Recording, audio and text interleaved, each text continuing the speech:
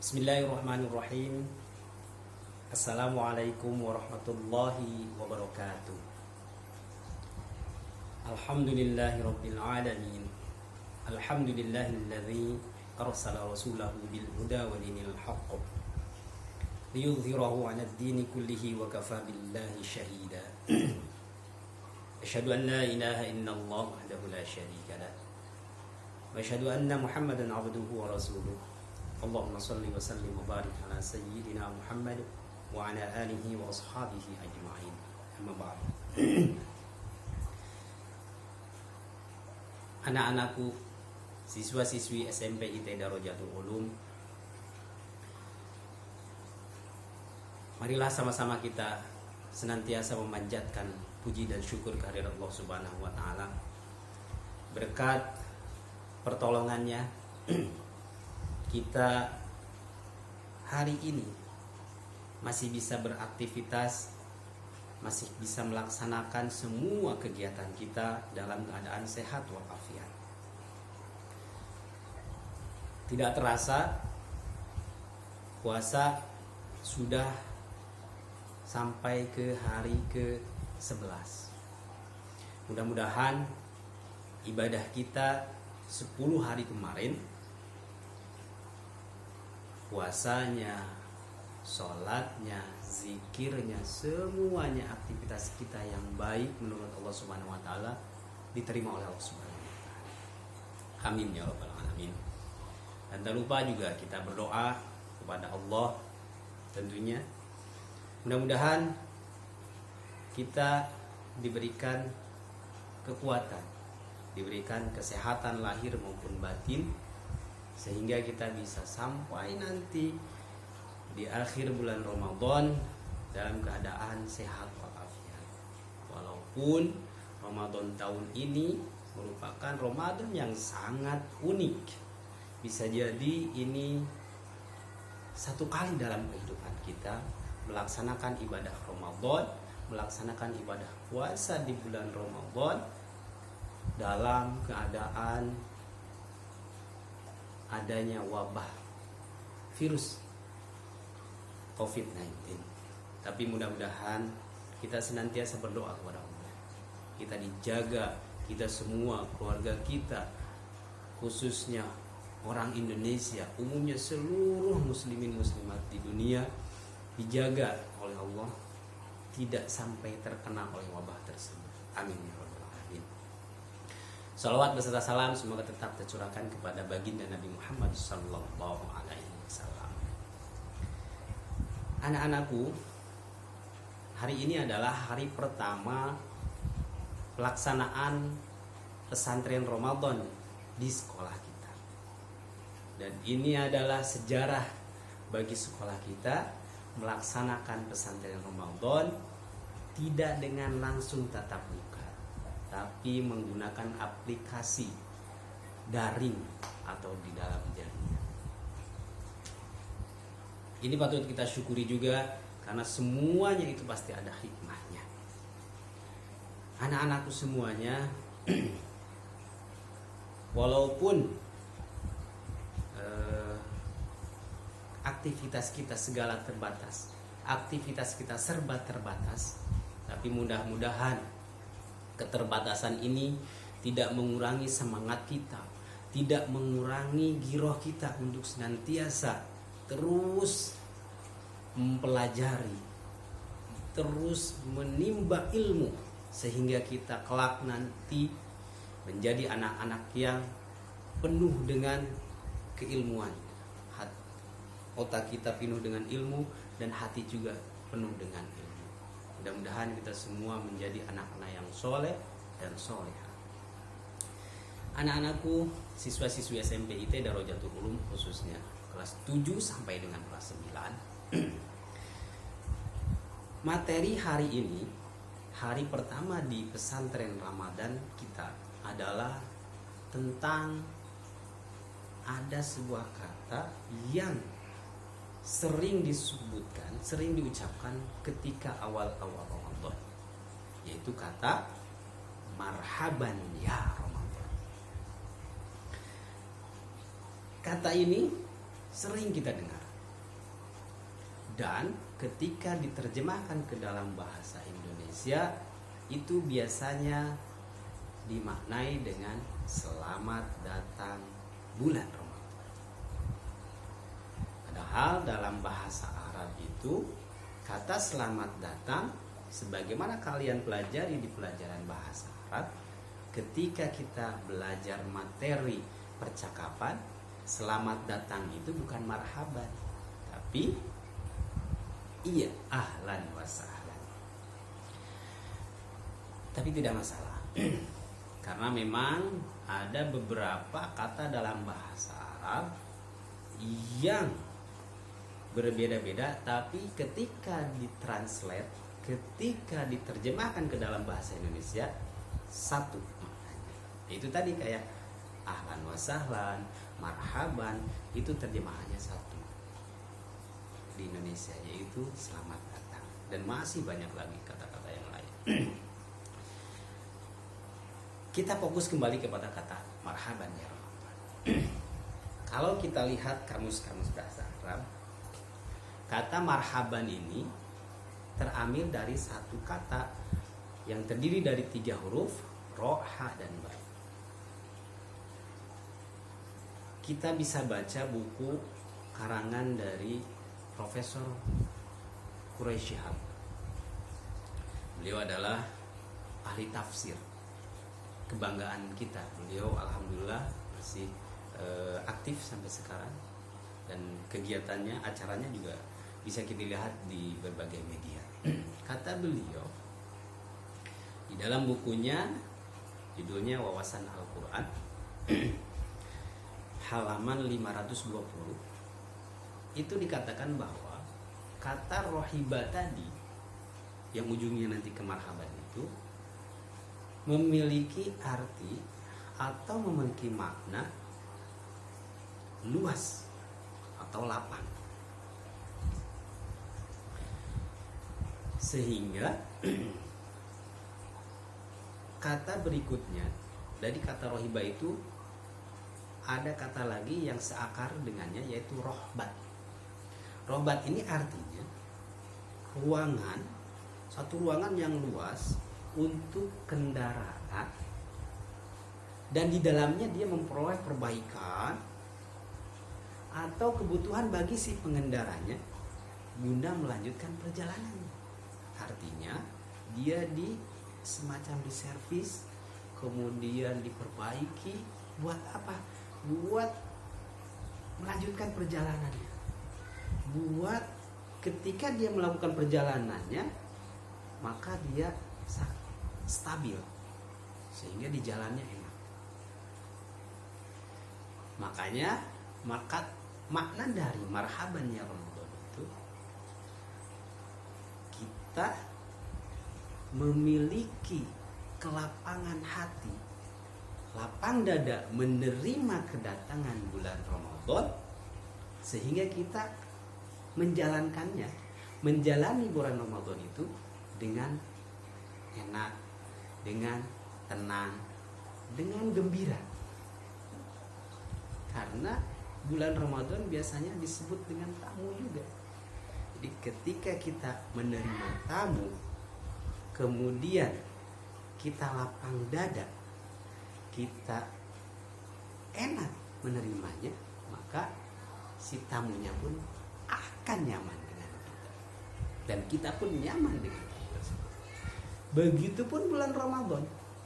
Kalau kita nyaman, kalau kita tenang, kalau kita tentram menerima kedatangan bulan tersebut, maka kita menjalaninya akan enak, tidak beban, tidak terpaksa melakukan semua aktivitasnya dengan enak.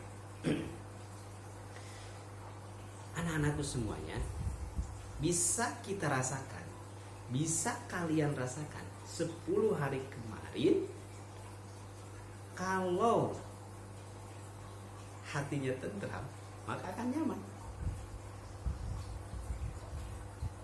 Puasanya nyaman. Ketika dibangunkan untuk sahur, enak. Bahkan bangun dengan sendirinya.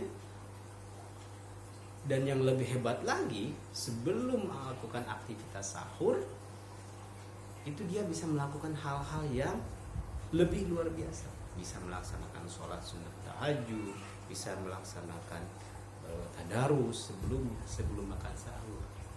Terus siangnya puasanya nyaman, tidak terlalu banyak tidur, bahkan melakukan aktivitas-aktivitas yang luar biasa.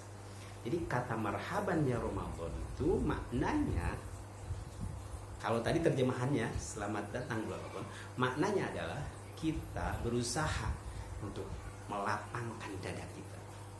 Kita berusaha untuk menerima dengan hati yang tulus, sehingga kita menjalankan aktivitas di bulan Ramadan tentunya dengan hal-hal yang kita rasakan kenyamanan di dalamnya.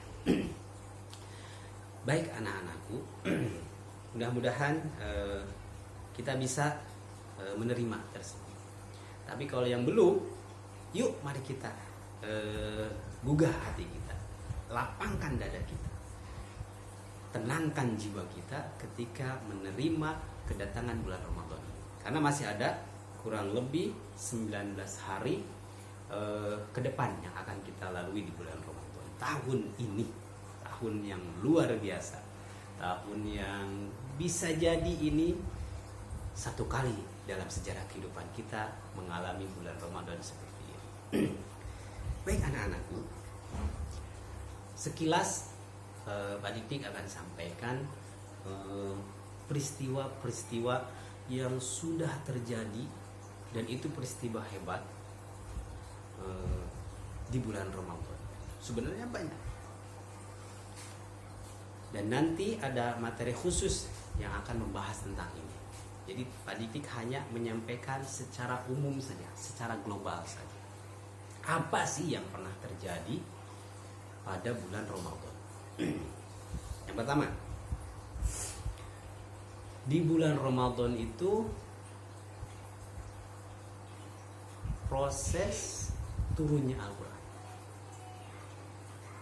Turunnya Al-Quran itu terjadi pada bulan Ramadan.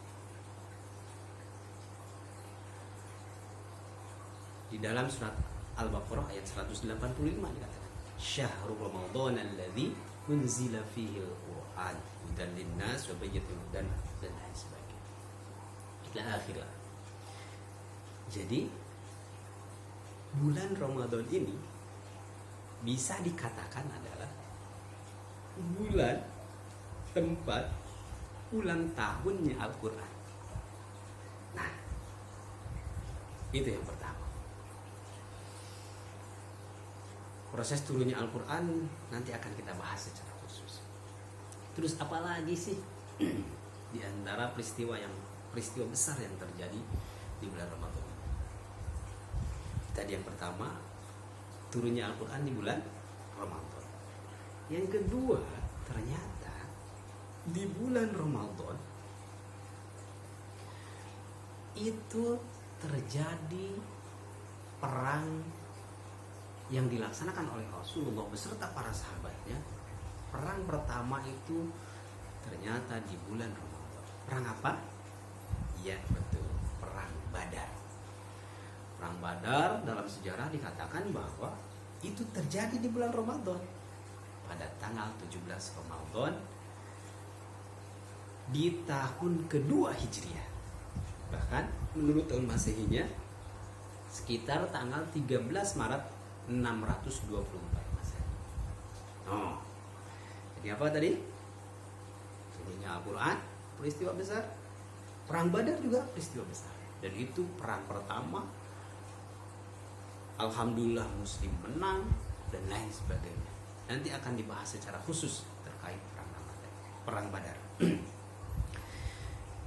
Apa lagi? Pak Dikdik akan menyebutkan tidak banyak.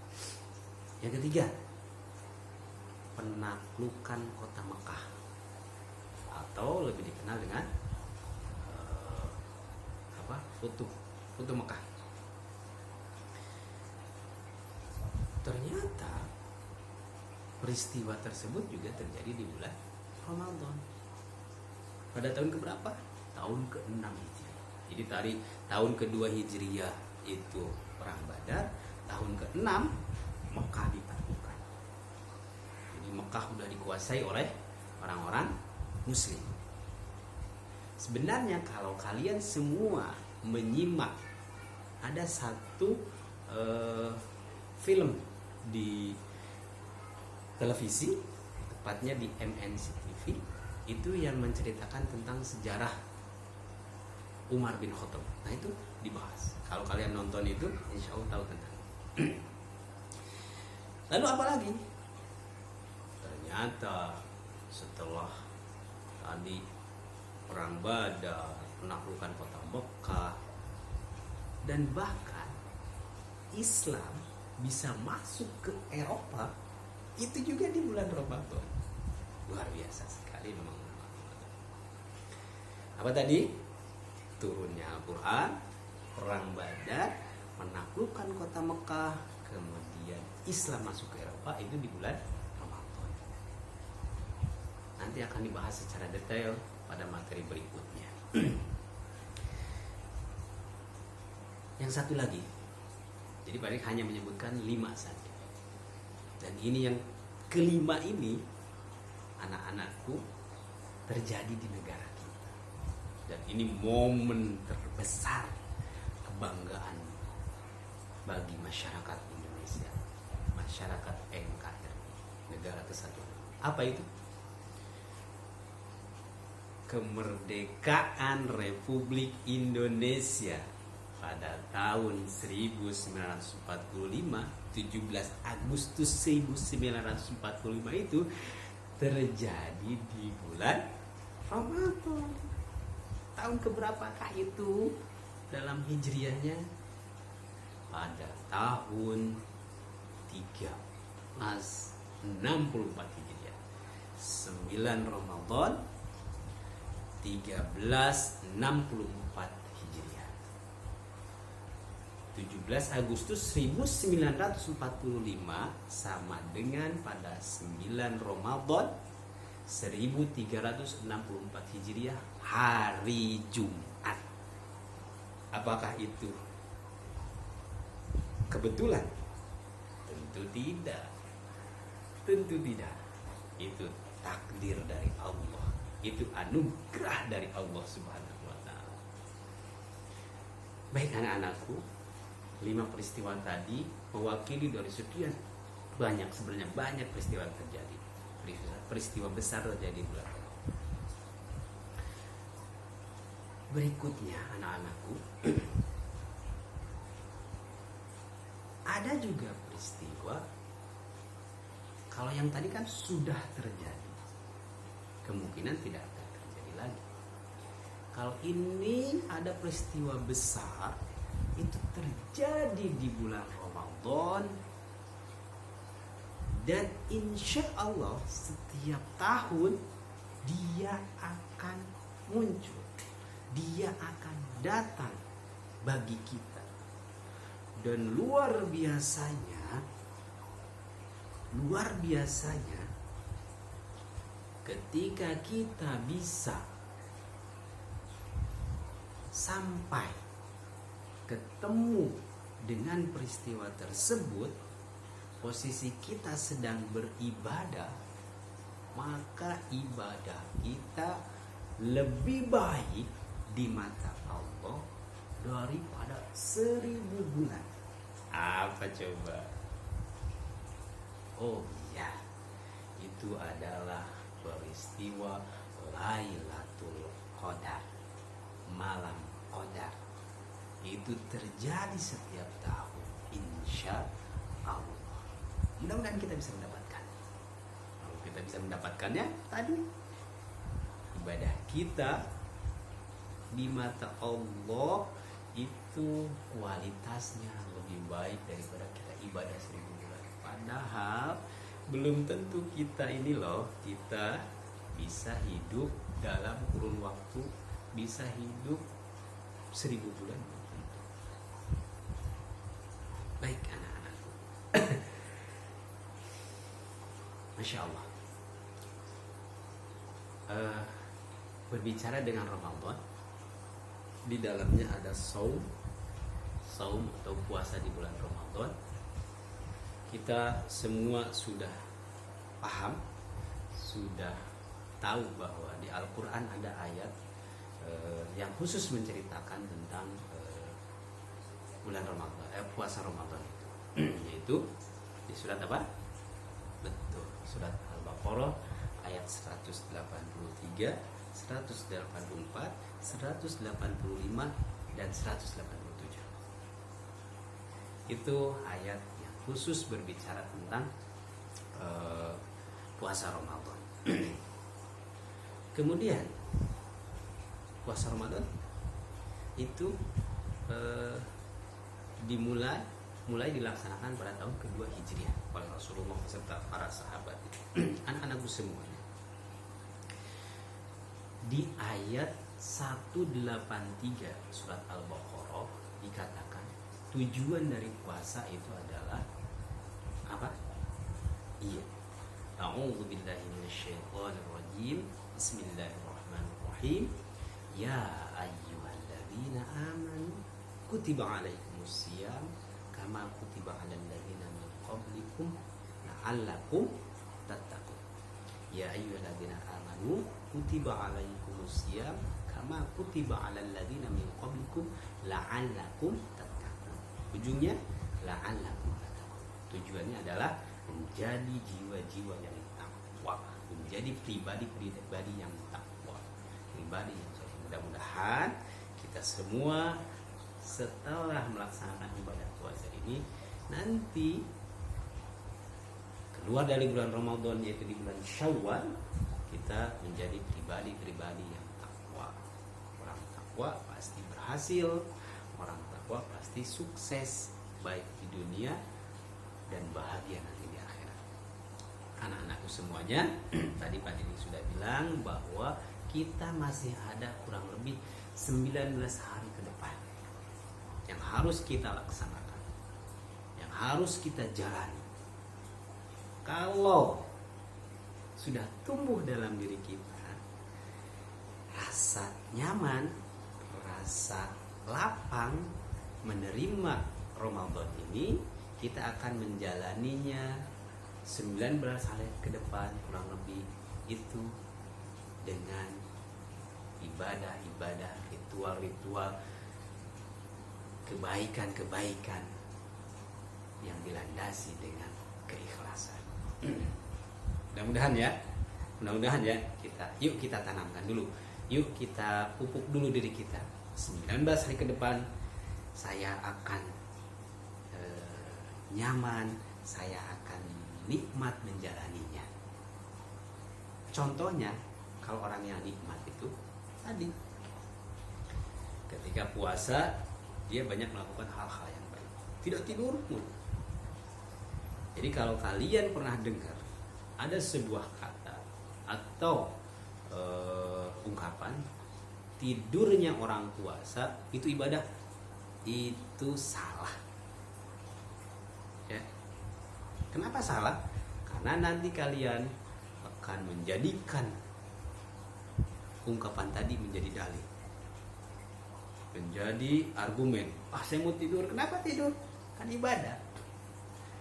Kalian boleh baca, silakan kalian cari buku karangan Profesor Kiai Haji Ali Mustafa Yaqub almarhum. Beliau menulis buku judulnya Hadis-hadis bermasalah seputar Ramadan. Di situ ada pembahasan secara detail. Kalau kalian mau, di rumah Pak Didik ada buku tersebut. Itu ada di situ. Kenapa ungkapan tersebut salah, bukan hadis. Itu bukan hadis. Dan efeknya, salah satu efeknya adalah nanti tadi kalian kerjanya kan tidur terus selama puasa. Kenapa? Karena kan tidurnya orang puasa itu ibadah. Oh enggak. Jangan. Lakukanlah hal-hal yang lain, aktivitas yang lain, belajar, kemudian dan lain sebagainya. Oke, sekarang Pak Didik akan memberikan beberapa kegiatan yang harus kita lakukan, khususnya menghadapi beberapa hari ke depan di bulan Ramadan 1441 Hijriah ini. Tentunya yang pertama kita harus puasa dengan sungguh-sungguh. Malamnya niat, jangan lupa puasa itu harus niat. Niatnya di malam hari. Jadi kalau kalian kesiangan, itu tidak kalian niatnya harus malam hari. Setelah sholat sunat tarawih langsung niat untuk berpuasa. Hari-harinya kita laksanakan dengan sungguh-sungguh. Kita hindari hal-hal yang mengurangi pahala puasa. Kalau hal-hal yang membatalkan puasa, insya Allah kalian akan kuat. Apa itu yang membatalkan puasa? Kan? Minum. Insya Allah kalian kuat. Tapi hal-hal yang mengurangi pahalanya puasa ini yang harus kalian sekuat tenaga. Apa itu? Berkata kotor. Kemudian melihat hal-hal yang tidak pantas untuk dilihat. Intinya berbuat maksiat, berbohong dan lain sebagainya. Itu harus kalian hindari. Supaya apa? Supaya pahalanya, pahala puasanya tidak terkurangi. Bahkan sampai habis, bisa aja habis. Makanya ada sebuah hadis mengatakan kamil shaimin laisa lahu min siyamihi illa ju' wal 'aths. Banyak orang yang puasa, tapi pada akhirnya dia tidak mendapatkan pahala dari puasa tersebut. Apa yang dia dapatkan? Hanya ju', lapar, wal 'aths dan haus, dan dahaga. Itu. Padahal harusnya orang yang puasa mendapatkan apa? Selain nanti di akhirnya dia akan menjadi orang yang takwa, dia man shoma ramadhana imanan wa ihtisaban wa ghufira lahu ma taqaddama min dzambi. Siapa orang yang berpuasa di bulan Ramadan, itu dosanya dihapus oleh Allah. Jadi kita bersih. Makanya sering dikatakan bahwa ketika Idul Fitri kita menjadi seperti bayi. Apa yang seperti bayi? Bersih dari dosa. Anak-anakku semuanya, puasa yang sungguh-sungguh. Kemudian laksanakanlah tadarus dan murojaah. Tadarus dan murojaah. Tadarus Al-Quran perbanyak. Ini tadi pada dibilang bahwa bulan ini adalah bulan ulang tahunnya Al-Quran. Yuk kita semangat. Siapa yang sampai hari ini sudah pernah khatam sekali? Biasanya kalau misalkan pada sampai hari ini sudah khatam sekali, berarti minimal dia dalam satu hari membaca 3 juz. Ini kan udah hari ke-11. Siapa? Wis, mantap. Yang sudah sampai di setengahnya lah, 15 juz. Wis, oke. Oke, kalau masih yang sehari 1 juz, berarti sekarang di juz 11. Berarti dia sudah membaca 10 juz. Siapa? Baik. Yang belum? Yuk, masih ada waktu.